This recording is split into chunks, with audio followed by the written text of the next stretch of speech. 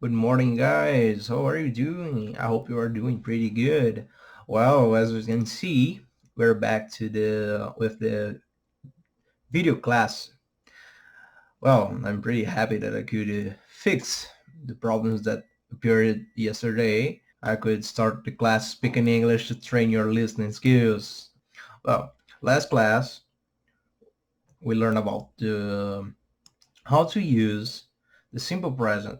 The simple present it's used when you want to explain something or say something that happens in your day, something habitual, and when you want to say some action happens sometime, or you want to explain your preference or your choose, or something you doesn't like or you do like, or prefers emotions, yeah, anything. Okay, but today we are going to learn how the negative interrogative forms work. Okay, as you can see, we've seen how the affirmative form works. You guys could see that in the third person of the singular, he, she, or it, the generally rule is the verb gains an s. Taking the verb work as example, I work, you work, he, she, or it works with an s in the end. Well, if the affirmative form is used to assure something, the negative form and the affirmative form are used to explain the same things, but the negative form is to deny the things, and the interrogative form is used to ask those things. Okay, now it's the time that I go to introduce you to the auxiliary verb called do. Of course, to do in Portuguese, do means fazer. O verbo to do significa fazer. Okay, but this verb, the verb to do, takes role in English as an auxiliary verb in a bunch of cases. Okay, so let's get to the transition, or one where I can talk to you in Portuguese and you start the explanation in Portuguese. Okay, let's get started. And at the end of the video, I'll talk to you about we are going to the week of the feminicide, so watch out of the words that I'm going to say to you at the end of the video. That's a pretty serious topic, and we have to talk about that. Okay, let's get ready to the first transition. See you guys soon.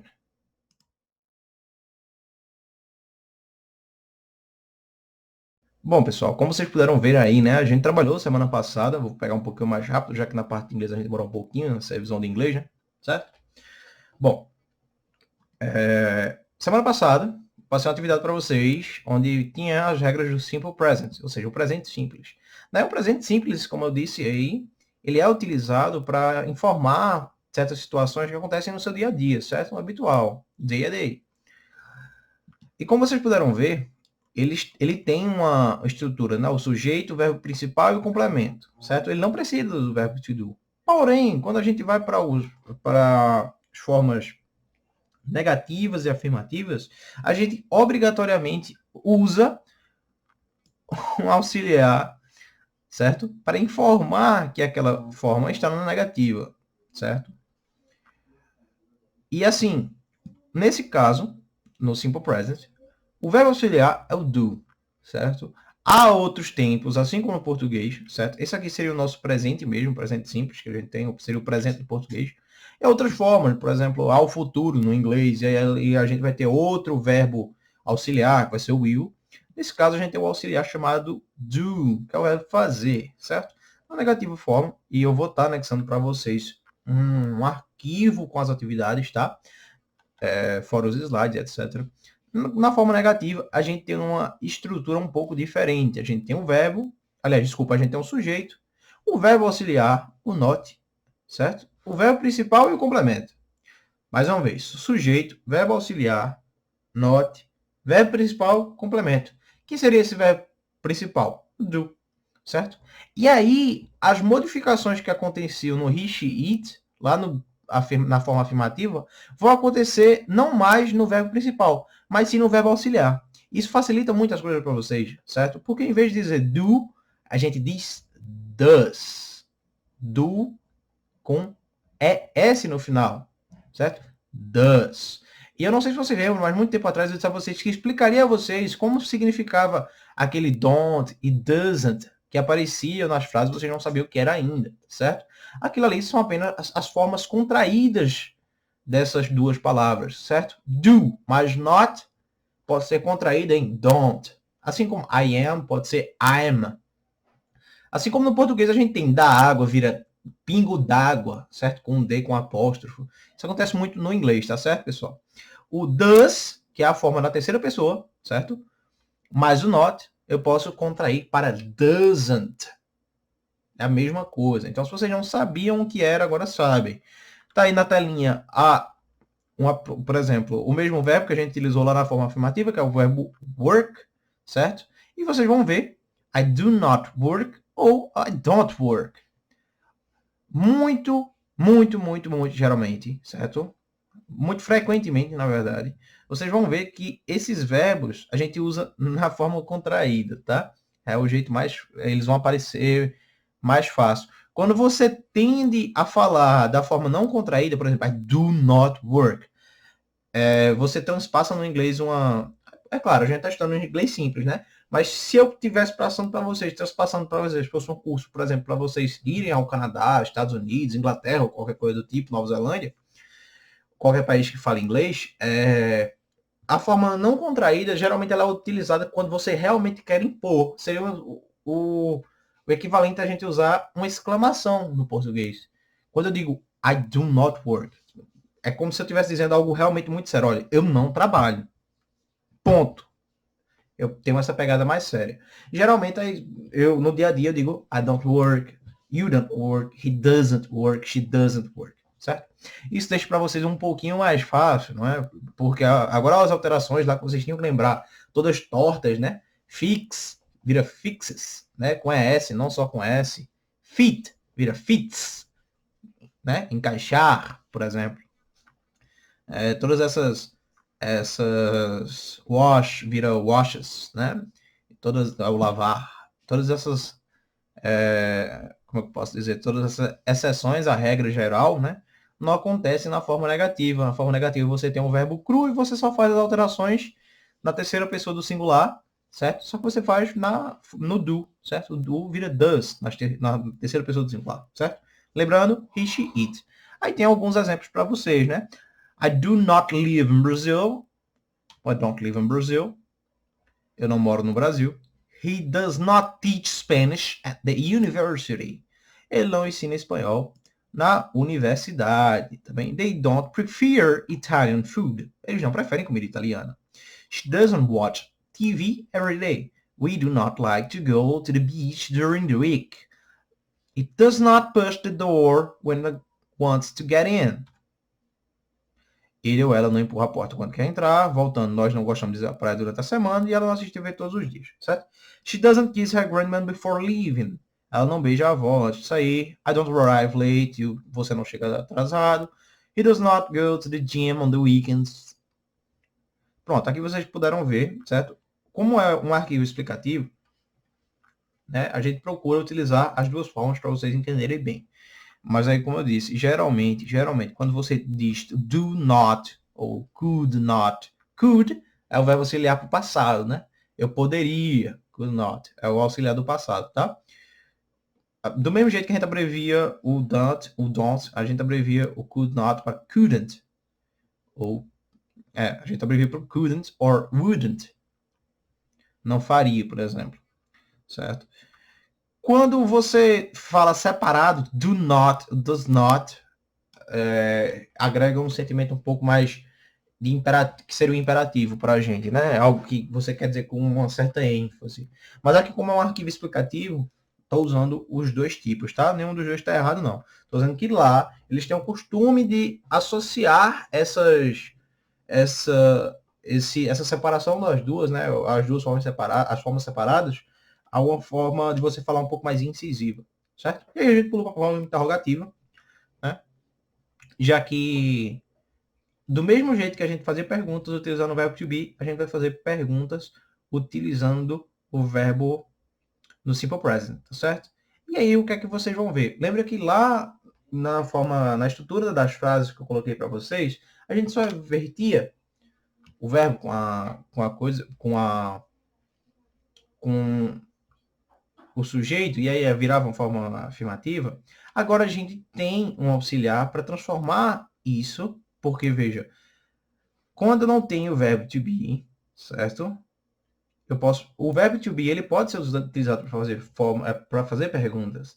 Am I going to the school today? Ou seja, eu vou para a escola hoje. Ou are you going to watch a movie on the weekend?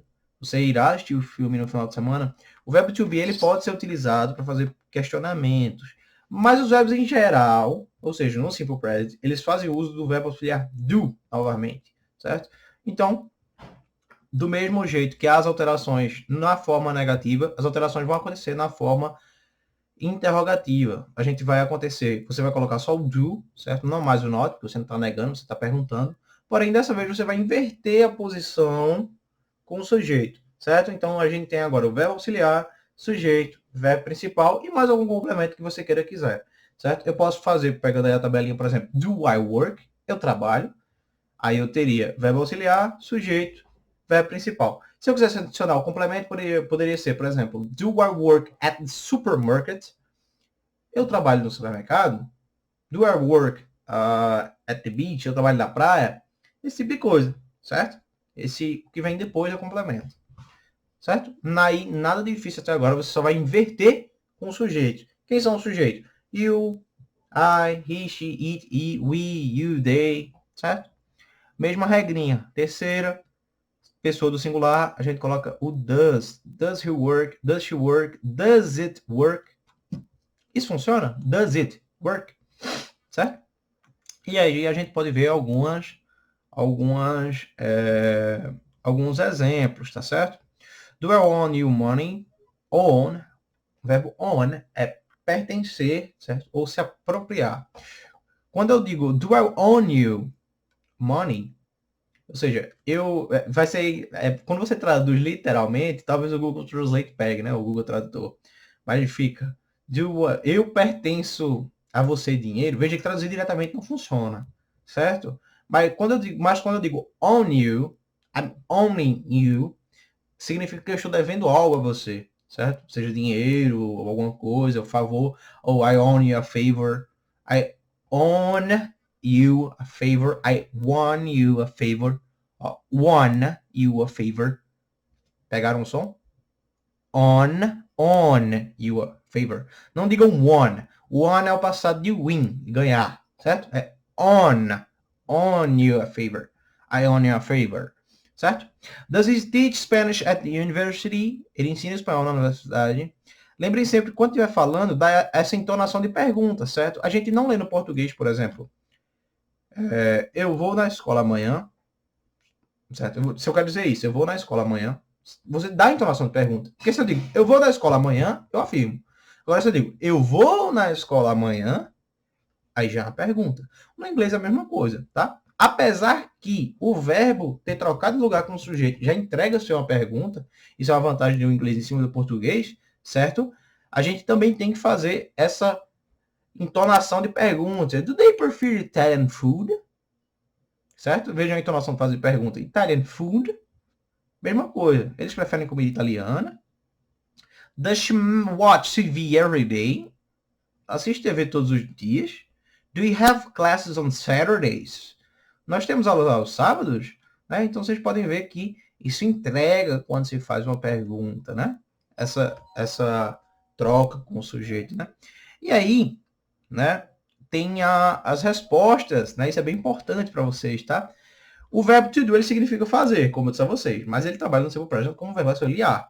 E quando você responde a essas perguntas, when you say, desculpa, quando você diz, por exemplo, eu faço uma questão, um exemplo de questões, feita aí no quadro.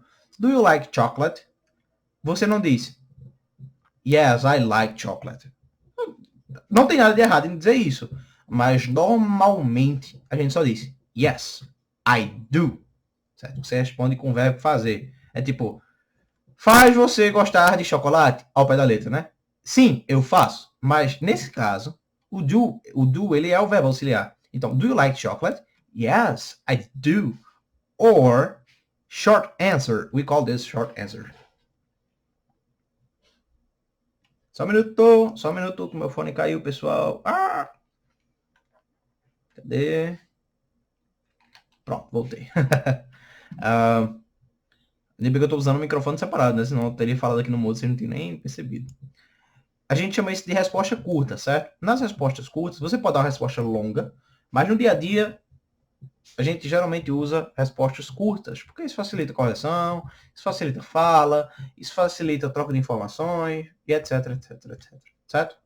Então, quando eu digo, do you need a pencil? Pencil, certo? A caneta. Aliás, desculpa, pencil é lápis, né? Pen é caneta. Do you need a pencil? Preciso de uma caneta? Yes, you do. No, you don't. Preste atenção, viu? Do you? Você gosta ou vocês gostam de chocolate? Eu respondo, yes, I do. Do I? É como se eu estivesse perguntando para outra pessoa. Do I need a pencil? Imagine que eu tenho que fazer a prova. Do you need a pencil to do the questions or to answer the questions? E meu amigo responde, yes, you do. Certo? Quando a pergunta é do I, a resposta é you do. Yes, you do. Or no, you don't. No, vírgula, you don't. Certo? Presta atenção nessas short answers, certo? Facilitam muito a vida de vocês, tá bem? Eu vou colocar mais aí algumas, como eu disse a vocês, já tem os verbos modais, certo? Que não precisa do to do, certo? Para fazer esses questionamentos, né? Que no caso é o verbo ser ou estar, por exemplo. Ele não precisa do para fazer questionamentos. A gente só troca com, mas a gente já viu, né? A gente só troca de lugar com o sujeito, tá certo? E aí eu termino por aqui, né? Eu vou passar esse arquivo para vocês direitinho, certo? Para vocês poderem estudar. Vocês vão notar o seguinte, que é bem tranquilo, tá bem? E o próximo passo da gente é estudar o Present Continuous. Lembram da gente ter estudado em português o presente? Lembram da gente ter estudado o infinitivo, o gerúndio e particípio? No inglês, a gente tem os mesmos casos, tá? Só que o gerúndio a gente chama de present continuous. Ou seja, é como se tivesse um presente contínuo. Um presente acontecendo. É o gerúndio, né? A ação está acontecendo.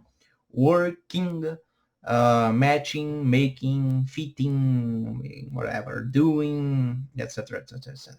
Certo? Eu vou explicar isso para vocês na próxima aula. Agora a gente vai terminar a transição, certo? Eu vou disponibilizar o arquivo para vocês vão voltar a tarefinha. E agora a gente volta para a transição em inglês, não preciso fazer isso.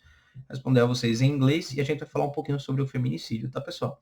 Olha, para quem não sabe, o feminicídio ele é o assassinato de mulheres só por ser mulheres e serem tomadas como um sexo mais frágil ou algo do tipo, tá? Para vocês terem ideia, o Brasil é o 5º país. Aliás, vamos fazer essa transição em inglês, vamos falar em português mesmo. Acho que fica mais fácil, né? De transpassar essas ideias para vocês. Para vocês terem uma ideia. Feminicídio é quando acontece uma morte cruel. A gente tem uma violência. A gente é um país que, infelizmente, está lá no topo de mortes cruéis, tanto de mortes cruéis como violentas à mulher no dia a dia, né? A gente não vê isso no interior tão frequentemente, tá? Tão frequentemente, por quê? A gente vem de uma cultura onde a mulher, ela meio que era antigamente, ela era submissa ao homem em vários aspectos, mas também ela era igualitária em questão de força. Se eu vou aqui na minha vizinha Dona Maria, que tem seus 70, 80 anos, enquanto o Mané, que é o seu Mané, que é o Mané, seu Pitá, na verdade. Enquanto seu Pitá, que por sinal é Manuel, né? Enquanto seu Pitá ia lá arrancar toco, Dona Maria tava arrancando cana.